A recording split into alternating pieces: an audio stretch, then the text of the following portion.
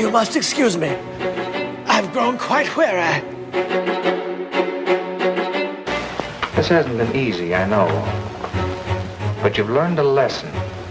A lesson in honesty. Honesty to yourself and honesty to others. That lesson will stand you in good stead all your life. I think we've all learned a good lesson. I've always heard that honesty is the best policy. Now I'm catching on to why that's so, and why that's so, and why that's so, and why that's so, and why that's so. Yalino Chime, and welcome to Tales From Aztlantis, the show where we explore Mesoamerican pseudo-history, New Age nonsense, and other stories of adventure. We are your hosts, Curly Tlapoyawa. And Ruben Arellano, also known as Tlacatecat. Episode 4, The Declaration of Kuauhtemok. The years following the Mexican Revolution saw an upsurge in a form of nationalism characterized by the exaltation of Mexico's indigenous past. As a result, Kuauhtemok, the last sovereign Tlatoani of the Mexica Empire, was elevated to a symbol of national pride and unity. The Declaration of Kuauhtemok is a text in Nahuatl that has been circulated since the late 1960s within the Mexica movement, where it holds the status of a foundational and prophetic document. This movement claims that it is the final decree given by Kuauhtemok prior to the fall of Mexico Tenochtitlan on August 13th, 1521. Allegedly, this message was memorized and spread throughout Mesoamerica by a series of runners and has subsequently been passed down via oral tradition to this day. However, it is the position of this show that the text actually dates from the mid-20th century and is best understood as part of the mythologizing of Kuauhtemok in his role as cultural hero. Nonetheless, analysis of the text, its origins, and the means of its circulation provide important insight into the formation of contemporary folklore in the context of nationalist movements. It can be said that the figure of Kuauhtemok is the embodiment of indigenous nationalism in Mexico. The son of Ahuitzotl, the 8th Tlatoani of the Mexica Empire, Kuauhtemok was only 20 years old when he was elected Tlatoani following the death of Cuitláhuac in 1520. It was Kuauhtemok who led the final defensive stand of Mexico Tenochtitlan against the combined might of Hernán Cortés's Spanish forces and an indigenous army. It should come as no surprise then that the image of Kuauhtemok has come to symbolize the resilience and resistance of the Mexican nation. During the Porfiriato, Mexico's intellectuals sought to integrate the indigenous people into the Mexican national identity. Though, as historian Christopher Fulton notes, in most expressions of the time, the Indian was regarded in romantic terms, not as an important actor in his own right, but as the primeval source of the mestizo race, which was understood as the progressive agent in the nation's history. In the hands of Porfirian elites, Mexico's indigenous past was celebrated at the expense of its living indigenous communities. This view of Mexico's indigenous people underscored the formation of cultural nationalism from the Porfiriato through the 1970s. This view is made all the more pronounced when we consider that Porfirio Diaz himself was known to powder his face white in an attempt to conceal his indigenous features. The policy of indigenismo grew under the presidency of Lázaro Cárdenas, and the slogan, "Mexicanize Indians, don't Indianize Mexico," became the rallying cry of the day. On September 26, 1949, Mexican archaeologist Eulalia Guzman excavated the church at Ixcatiopan, Guerrero.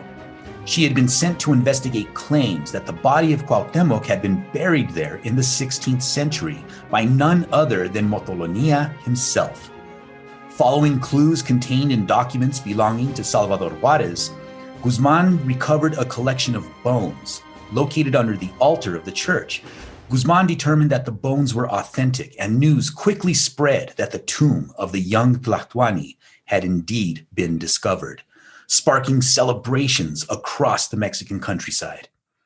Ultimately, a grand commission was formed by INA to verify the authenticity of the bones, and they concluded that the entire event was an elaborate hoax perpetrated by Salvador Juarez himself.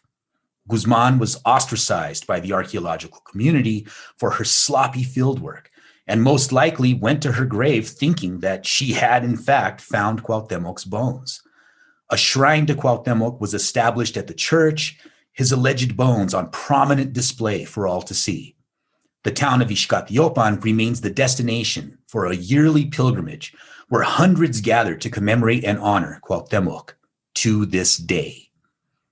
The mythologizing of Cuauhtemok took a leap forward with the appearance of the alleged Declaration of Cuauhtemok. The first printed appearance of the Declaration is found in the October 30th, 1967 issue of Ixcalot, a periodical published by the organization known as the Movimiento Confederado Restaurador de la Cultura de Anáhuac, or the MCRCA. As has been previously discussed on this show, this organization was established in the late 1950s by Rodolfo Nieva Lopez with the intention of reclaiming an indigenous Mexican identity and reestablishing the glory of pre-conquest Mexico.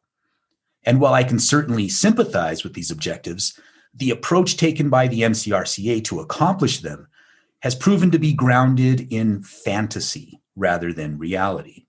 The membership of the MCRCA is well known for producing highly questionable scholarship, containing a bizarre mixture of pseudo-history, mysticism, and rabid xenophobia.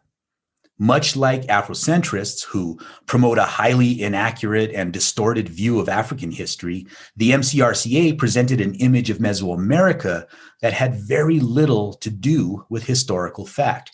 In the MCRCA version of Mexican history, Nahua culture is preeminent above all others and responsible for much of world civilization.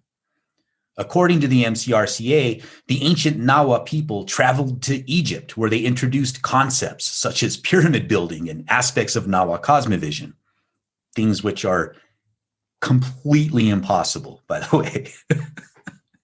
These beliefs were circulated via their official publication, Ixcalot, as well as the book Mexicayot, published in 1969. For those unfamiliar with the Declaration of Cuauhtemok, we will present the text as it appears in the book Mexicayot, published by the MCRCA, along with translations and an analysis by our colleague, Dr. Magnus Farrell Hansen, in the show notes for this episode. So if you want to read the Declaration and a more in-depth analysis of it by a, PhD in linguistics who also speaks Nahuatl, check out the show notes.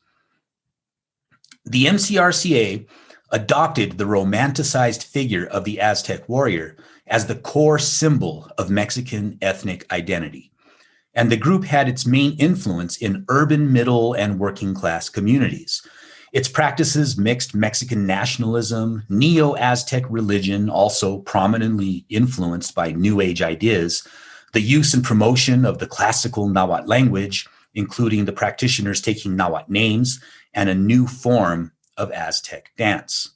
In his book, Nieva Lopez claims that the Declaration of Cuauhtemok was revealed to him by Estanislao Ramirez Ruiz, a chemical engineer from Tláhuac and a participant in the investigation of Cuauhtemoc's alleged tomb at Ixcatiopan, and that Ramirez had himself received the tradition from his parents.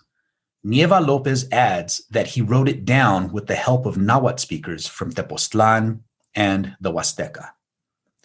Now, if the declaration was indeed passed along to Nieva Lopez by Estanislao Ramirez, why is it never mentioned in any of the documents written by or about Ramirez? Also worth mentioning is the notable absence of the alleged declaration in any respectable history book or collection of indigenous literature. Surely a work of such profound historical significance would merit a place in scholarship dealing with the fall of Mexico Tenochtitlan. Also, why wait until after Ramirez had died to reveal the declaration? These questions alone are enough to cast doubt upon the declaration's authenticity. Now, just for brevity's sake, we're not going to go through Dr. Hansen's entire linguistic analysis, but I would like to present 4 main points that Magnus found. Point 1. The Nahuatl text is a translation of the Spanish text and not the reverse. Point 2. The translator was not a native Nahuatl speaker, but had probably studied some classical Nahuatl and occasionally used a colonial dictionary in producing the translation. Point 3.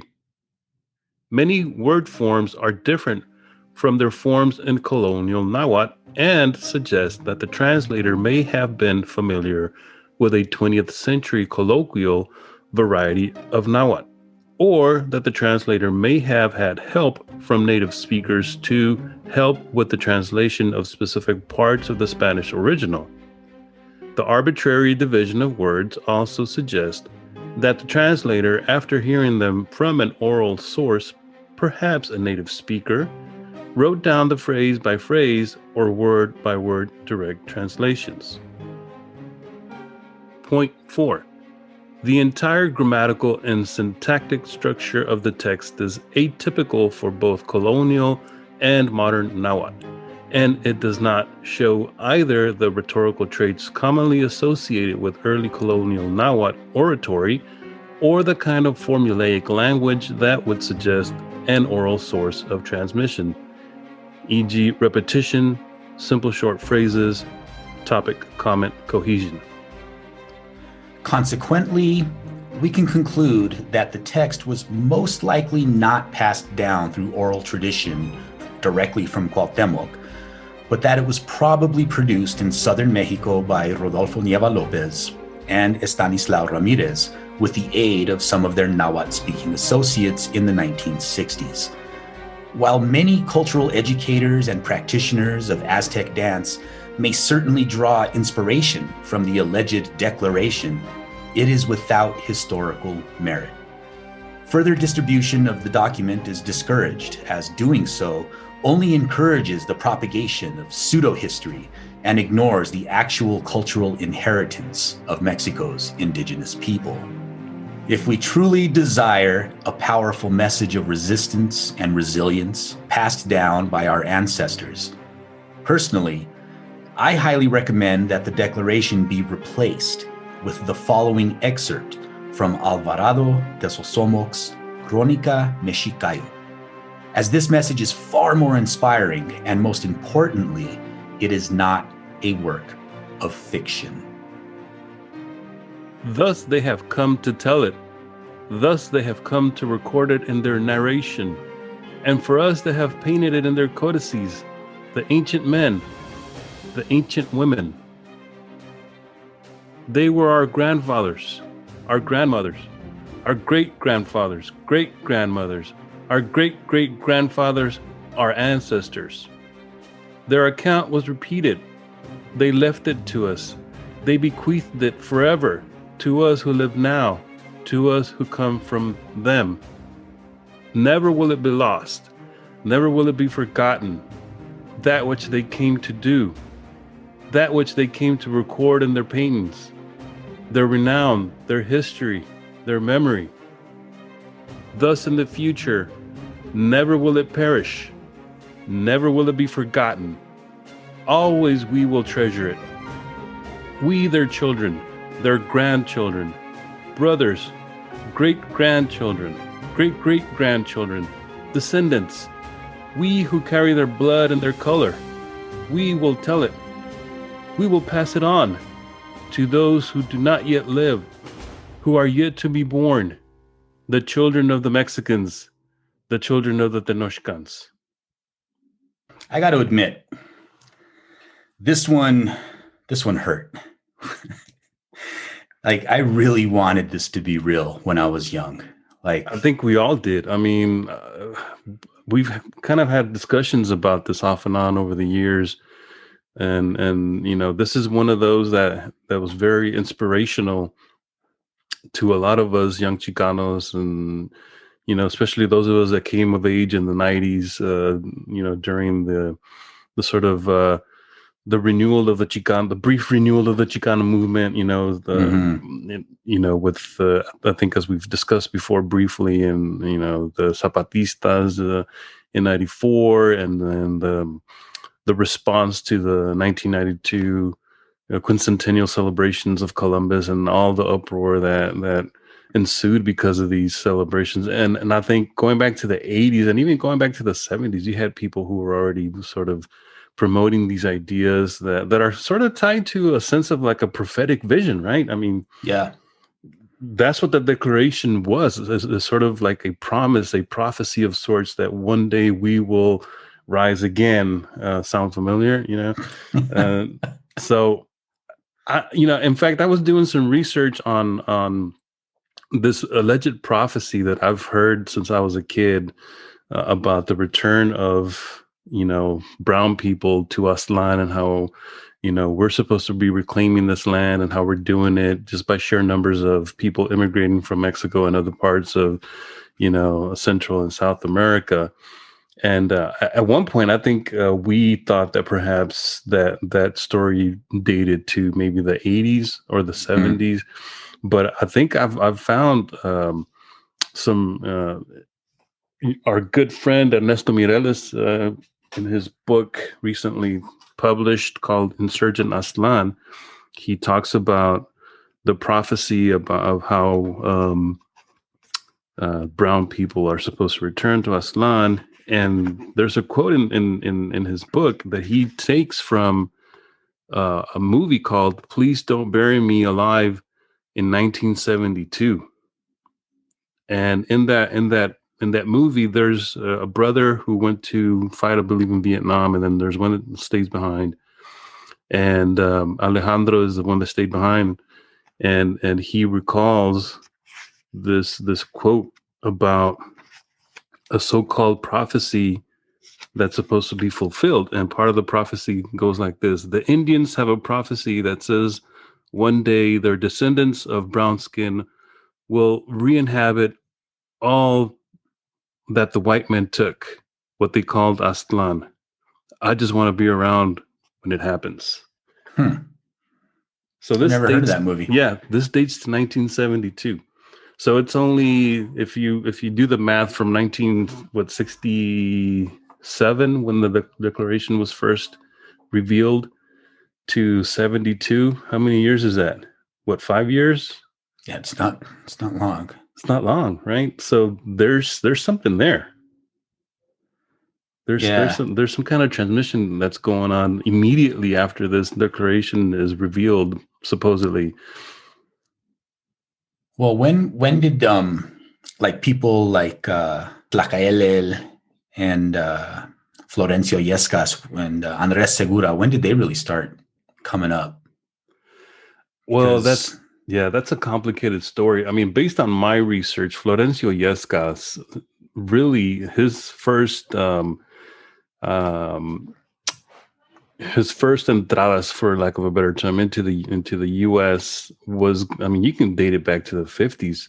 Really? I mean, yeah, I have found, and others have documented this, and I think he also expressed it to some of his students. Mario Aguilar, who's written a dissertation about his experience in danza, being one of the first danzantes that danced with Flo. I think he also mentions that Yescas told him about his initial forays into the U.S. going back to the 50s, but he wasn't like doing danza like the way we know it. He was coming up, making money, dancing in different like dance troupes and and like can shows and stuff. Yeah, right? That sort of stuff, right? Cabarets, because he was doing it for the money, right? He was here to make some money, and he was a classically trained dancer, right? Exactly. And so when he really starts coming up to teach danza tradicional is probably in the early 70s, like 70, 71, 72, right around the time that this movie came out. Yeah, so there was definitely a like a conduit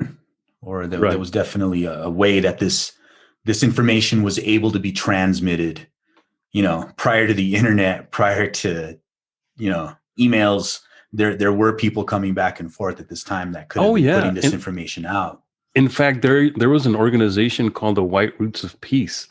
I briefly talk about it in my dissertation. I don't really do too much with it because it would have taken me to a whole different direction. But the White Roots of Peace, if I'm not mistaken, was an organization that was started by members of the Iroquois tribe, and how they were trying to sort of spread the message of going back to their prophetic. I forget what they call him, like a not like a god, but like a sort of a prophet. Deganawida, I believe that's what they call him. And so they were trying to spread that message of coming back to the traditions, right? It's sort of like a return to tradition, a way to sort of rehabilitate a lot of the urban Indians who had lost their way after they had been removed from reservations and forced onto the urban centers, and how there was that disconnect between the younger generations who were, starting to be born in the 60s and 70s. And so this organization goes back to, if I'm not mistaken, they started sometime in the late 50s and throughout the 60s. What they would do is they would go to Mexico, or they would contact indigenous people in Mexico. And I think they made contact with danzantes. And what they were trying to do is it was like the beginnings of the pan-indigenous movement, sort of, right? And say that they would bring danzantes. And in fact, Andres Segura, the other gentleman that introduced danza to the U.S., his first entries into the U.S. date to the late 60s, and he started the first Xinachtli danza group in San Antonio in, I believe, 67 or 68, and he came up with the White Roots of Peace. Huh. Yeah, right. I never heard of that. And so they would go around the country doing shows at universities, at local rec centers, at churches, whoever would have them, like local community spaces, because they were trying to reach the urban indigenous population. And they were beginning to also sort of incorporate, because of the Chicano movement, they were beginning to make these connections with Chicanos who were interested in indigeneity.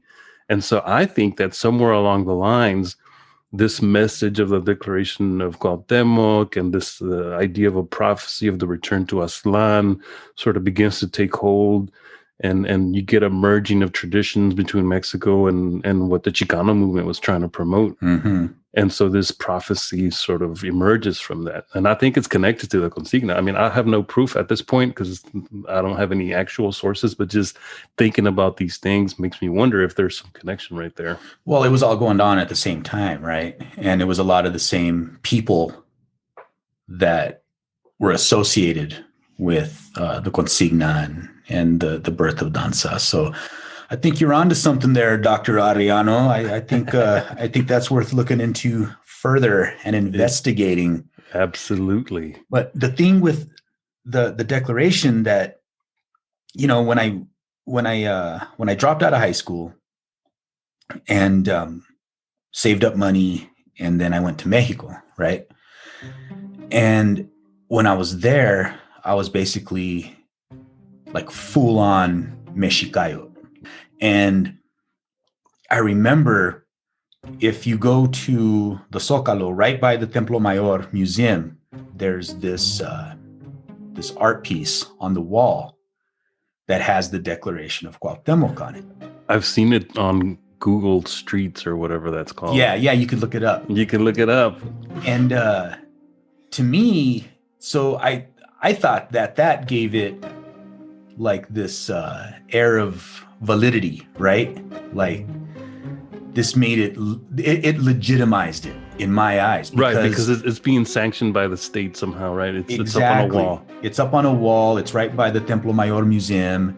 It's in between the Templo Mayor Museum and the cathedral right there in the Zócalo. So you could go look at it and read it. And that, I was like, oh, well, it must be real. Right? I mean, they wouldn't put it on a wall if it wasn't real. And when I got back to the United States, I dug through history books, and I dug through all these different books on Mexico. I couldn't find it anywhere.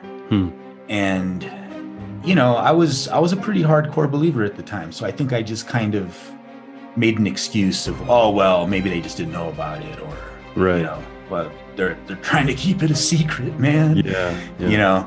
And it wasn't until later when we started talking, we really started questioning these things around the same time, and like, man, I bet you the Declaration's a bunch of bullshit. Yeah, the first time that I was exposed to it was probably, and I think we talked about this briefly before, in Lowrider magazine. They used to have a column by Roberto Rodriguez. It was like the Raza Report or something. Something like that, who now goes by the name of Dr. Simply, I believe. And I want to say that, I don't know if it was one of his pieces or someone else that was under the same kind of column, but I do remember like reading that, or an idea of it, or the Consigna de Cuauhtemok, or hearing it mentioned. But I don't think I was really ever exposed to the entirety of what the Consigna says, the entire declaration itself, until I met you, and I met our good friend Evelio Flores in the Danza here in Dallas. And I think you were one of the first people that I remember that was handing out a lot of literature on Mexicayot, and one of those pamphlets that you gave me had the entire speech on it, right? And it was very impressive, right? But it's like you said, after a while you begin to dig a little deeper, and people like me and you, like, we're like, okay, what is the source of this? If it's true that Cuauhtemok is the author, and that if it's true that, as the story goes, that he pronounced this declaration the night before he surrendered and Tenochtitlan fell to the Spanish, which would have been on the night of August, the 12th, right? Yeah, the night of the 12th, and then the 12th, on the 13th is when it fell. And so, and then, when you ask, well, how come, like you were saying, how come this isn't in the history books? How come we've never really heard this in the official story of, the fall of Tenochtitlan, et cetera, et cetera? And then when we would ask people, like in our danza circles, respectively, like the common answer, and I'm sure people listening to this that have heard this before will this will sound familiar to you. You get the same refrain. It's like, oh, well, it was hidden, by elders, and it was foretold that one day it would be revealed at the proper time to the right people. Yada yada yada. There's always this secret, right? There's always this mystery. There's always this sort of secretive group of elders that has like the knowledge that they're holding. And it's a common trope within like New Age movements too. Exactly. We got this information from a secret council of elders, and then you are actively discouraged from investigating it further or questioning it, or and the way they did this in the Mexicayot was, you're explicitly told. When I was in Mexico, I was explicitly told you cannot trust anthropologists, you cannot trust archaeologists, you cannot trust historians. Well, then who can I trust? You can trust us, and we have a secret knowledge, and it's very culty. It is. It's like, well, wait a minute, how come I can't question these teachings? Like, they tell you specifically to your face. And when I lived there, when I came back, and it's the reason I had all this literature to hand out, is I was specifically given the task. Like, they told me, Kurli, when you get back, it's your job to spread Mexicayot. You know what I like to call it? Because I did the same thing after you left. You left me with a lot of original copies of material, and what I would do is I would make like booklets, like I would staple stuff together and just hand it out everywhere I went. I like to call that phase of my Mexica identity and life the born again Mexica. Oh yeah. Because that's basically what it is. You're a born again, whatever, Christian or what have you. Like, you are adamant and passionate about what you're doing, and you want to spread the gospel to the world, and you want to be the most hardcore, right? And you get upset because people don't listen and they're not accepting the truth that you have to share with them. It's very, I mean, going back to what you were saying, it's very culty, very culty. It really is. And that's how I kind of, I'm not comparing myself to Malcolm X, but I could kind of understand how Malcolm X felt when he left the Nation of Islam, when he realized, like, man, these guys don't know what the hell they're talking about. Like, this is a bunch of bullshit. This isn't Islam. No, that's why it's the Nation of Islam. Get it right, man. Yeah, exactly. No, but what I wanted to go back to this idea. Let's, for the sake of argument, let's say that it's true that this declaration was spoken by Cuauhtemok the night before the fall of Tenochtitlan. And let's continue this argument, and let's say that it's true that I guess he must have only spoken it to a select few that could hear him, because otherwise the word would have spread far and wide. And so let's say that there was a select group of chosen people, for a lack of a better term, right, that were supposed to guard this declaration and then pass it down over the generations, right? You would think that at some point someone would have said, wait, maybe now is the time to share this in 500 years. Right. Like it doesn't take that long before someone has that urge and that itch to say, hey, wait, I know this thing. There's the secret that I have. And, it was told to me by my grandfather. And especially considering he told it to me for a reason, because I think maybe I'm the one that needs to reveal it now. Yeah. Well, especially considering the absolute hell that the entire, indigenous people of Mexico were going through following the conquest. Right. At some point in time. That would have been very inspirational. Yeah, exactly. You would have wanted to have been like, hey guys, it's gonna be okay. Right. And here's why, because Tata Cuauhtemok said this. Yeah, he left us a roadmap on how to handle this, what's happening to us right now. And nobody did that. So no one. And what, 1967? What's so special about that year? What was going on? Well, seriously, because the massacre at Tlatelolco happens the following year, right? And then the Reginos start. Well, but also coincidentally, Nieva Lopez dies shortly after the massacre, or was it before? But he died that same year. And because of all the political turmoil, his sister Iscalotzi and other people who were part of the MCRCA, who were his fervent followers, they believe that the government had assassinated him, because I don't know if you recall this, but he was running for president under the MCRCA. Yeah, the MCRCA was a political party. They were operating as a political party. And so for a long time, a lot of his followers, going up into the late 70s, early 80s, when Lina Ordena Güemes did her analysis of the MCRCA and Nieva Lopez, when she was interviewing people, a lot of them revealed to her that they still held true to the belief that the government had assassinated Nieva Lopez for his political beliefs, and because they think in their perception that he was gaining ground and could have possibly won the presidency. Right. So that's a year after the declaration is revealed. And then in 1970, what happens in 1970? There was I'm missing the date here, because it's 67, 68, or 69. What happens in 69? You have the conference in Denver, right? Mm-hmm. With Alurista and Corky and El Plan Espiritual de Aztlán. And so, you have to wonder, what is the connection running here with all of these things? Because shortly after that, you get a burst of indigenous energy that begins to take hold throughout Aztlán. This year, August 13th, 2021, is the 500th year anniversary of the fall of Mexico Tenochtitlan. That's right.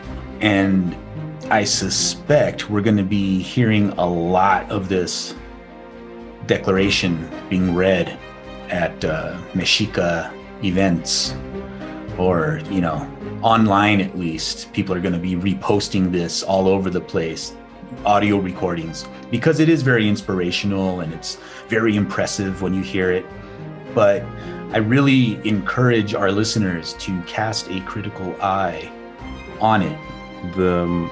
They first revealed the MCRCA and Nieva revealed the consigna through their newsletter Iscalo in 1967. 67.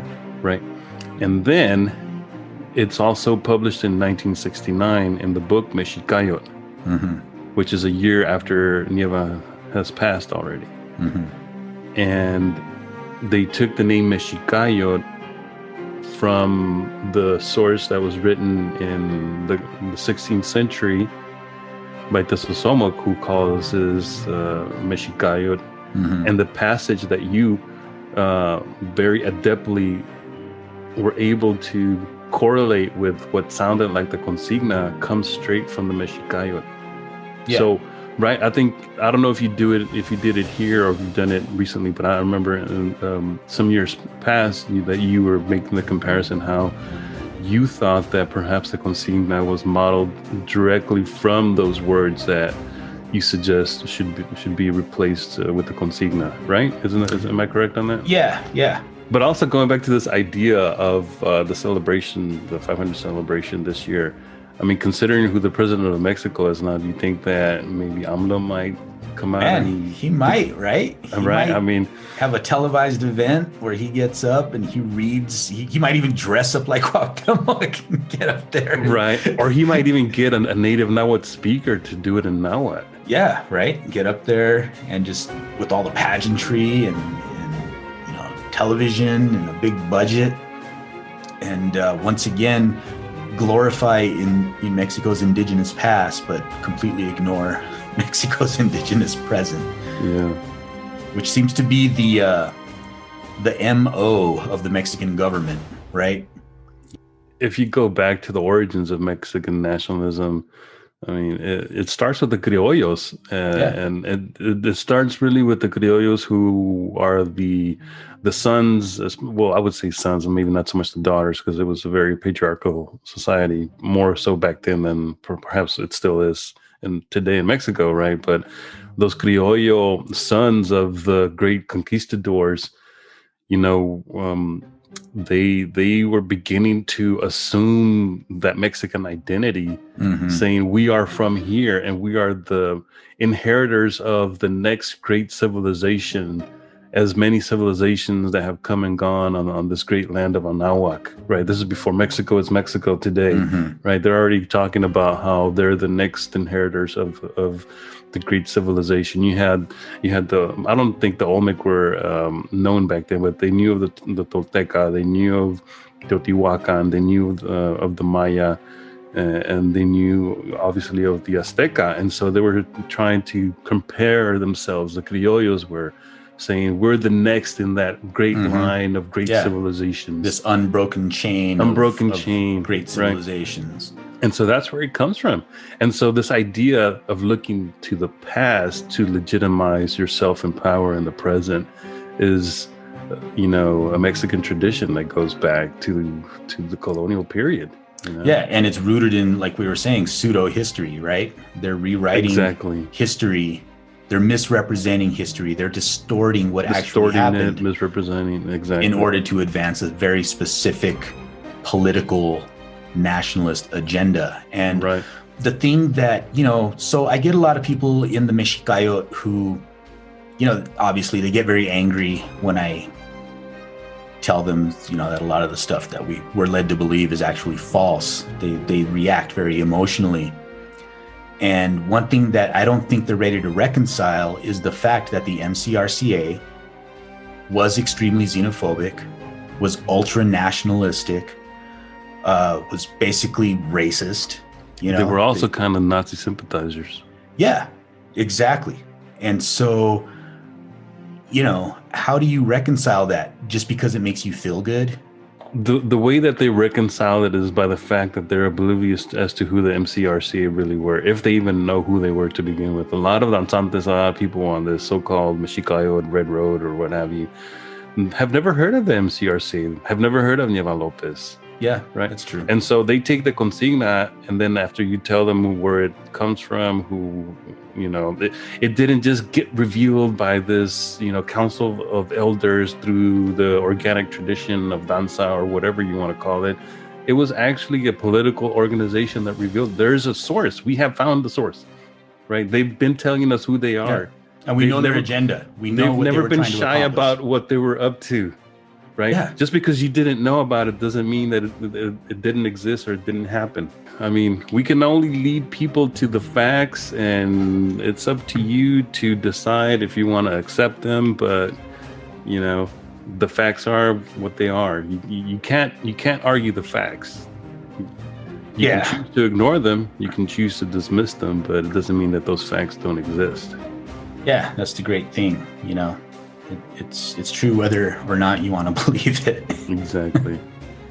And with that, dear listeners, we will bid you farewell. Thank you for listening to another episode of Tales from Aztlantis. We are your host, Curly Tlapoyawa. And Tlacateca. Until next time, remember, the truth doesn't always taste good. But it comes from elders. Moitase.